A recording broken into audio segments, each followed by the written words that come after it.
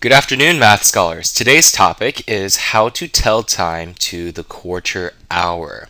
And in order to do that, we're going to take a look at this big clock that we see over here. And we're going to use that to learn how to tell time to the quarter hour. The first thing that we need to know to get started on here is that know that there are two hands. There's this big long hand and this big short hand. And we need to know that the minute hand is the longer one and that the hour hand is the shorter one. And once you have that down, once you have that piece of information down, we can really proceed and talk about how to use this clock to tell time. So, let's start with how to tell hours apart. So, if you notice at the very top, there's a big 12, which means that currently, if the hour hand is pointing there, it stands for 12 o'clock. Just like over here towards the east side, there's a 3 o'clock, which means if this hand was pointing towards the 3, it's 3 o'clock. If it's pointing towards the 6, it's 6 o'clock. If it's pointing towards the 9, it's 9 o'clock.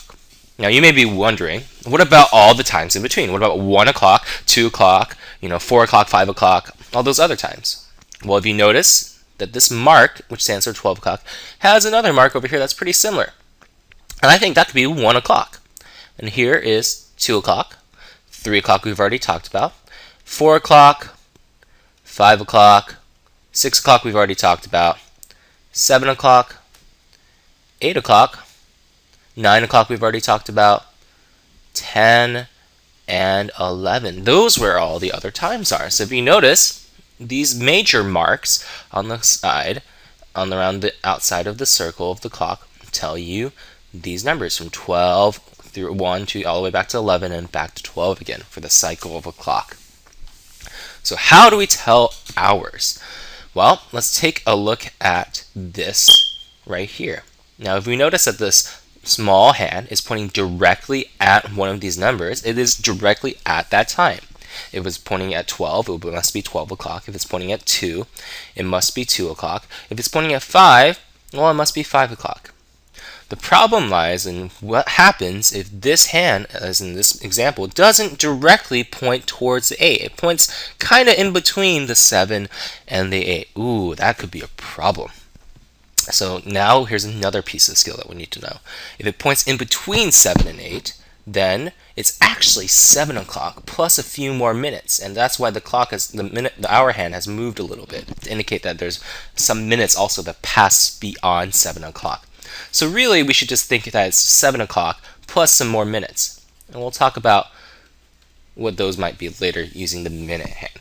So just know that if it's between two numbers, you want to use the lower number, 7 in this case, to indicate the time. So, let's move on to how to tell minutes. How to tell minutes is using obviously the minute hand, which is, as we talked about before, this longer hand right here. So, in that case, let me erase some of this real quick. How do we use the minute hand to tell time?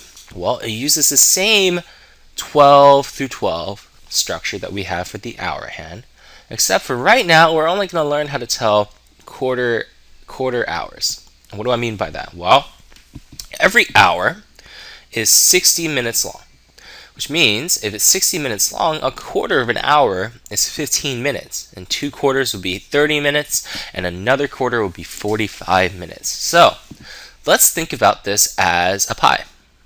If we divide this into a pie, where would the quarter be? Well, this could be a quarter, and this could be a quarter, this could be a quarter, and this could be the final quarter.